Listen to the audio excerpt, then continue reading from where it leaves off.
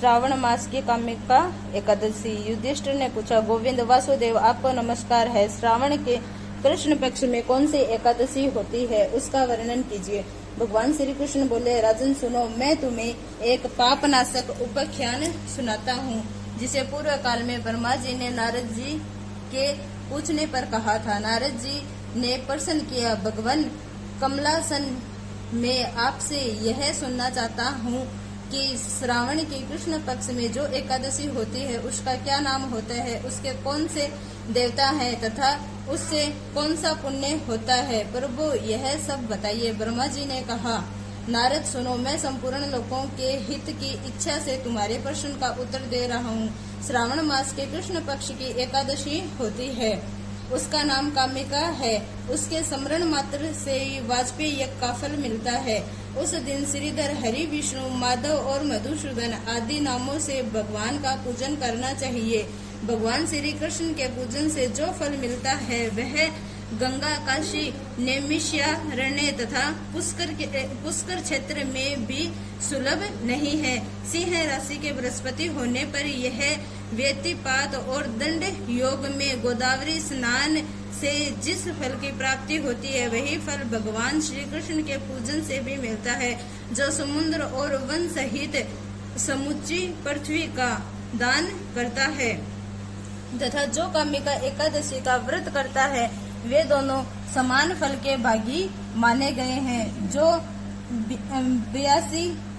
बियाई हुई गाय को अन्याय सामग्रियों सहित दान करता है, उस मनुष्य को जिस फल की प्राप्ति होती है वही कामिका का व्रत करने वाले को मिलता है। जो नर श्रेष्ठ श्रावण मास में भगवान श्रीधर का पूजन करता है उसके द्वारा गंधर्वों और नागों सहित संपूर्ण देवताओं की पूजा हो जाती है। अतः पाप भीरू मनुष्य को यथाशक्ति पूरा प्रयत्न करके कामिका के दिन श्री हरि का पूजन करना चाहिए। जो पाप रूपी पंख से भरे हुए संसार समुद्र में डूबे रहें, उनका उद्धार करने के लिए कामिका व्रत सबसे उत्तम है।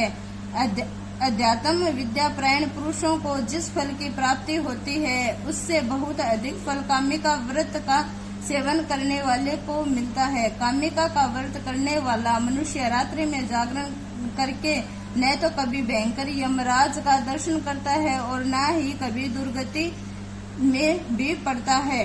लाल मणि, मोती, वैदूर्य और मूंगे आदि से पूजित होकर भी भगवान विष्णु वैसे संतुष्ट नहीं होते जैसे तुलसी दूर से पूजित होने पर होते हैं। जिससे तुलसी की मंजरियों से श्री केशव का पूजन कर लिया, उसके जन्म भर का पाप निश्चय ही नष्ट हो जाता है।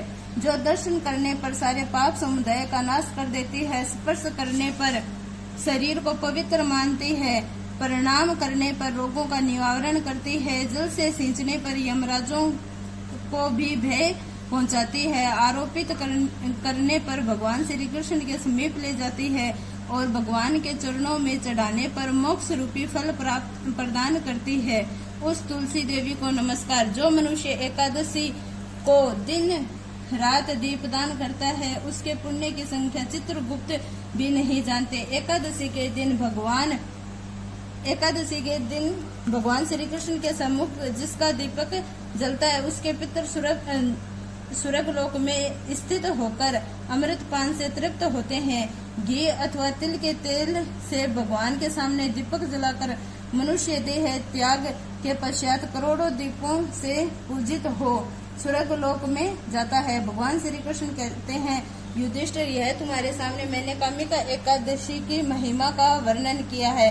कामिका सब पातकों को हरने वाली, अतः मानवों को इसका व्रत अवश्य करना चाहिए। यह स्वर्ग लोक तथा महान पुण्य फल प्रदान करने वाली है। जो मनुष्य श्रद्धा के साथ इसका माहात्म्य श्रवण करता है वह सब पापों से मुक्त हो श्री विष्णु लोक में पहुंच जाता है।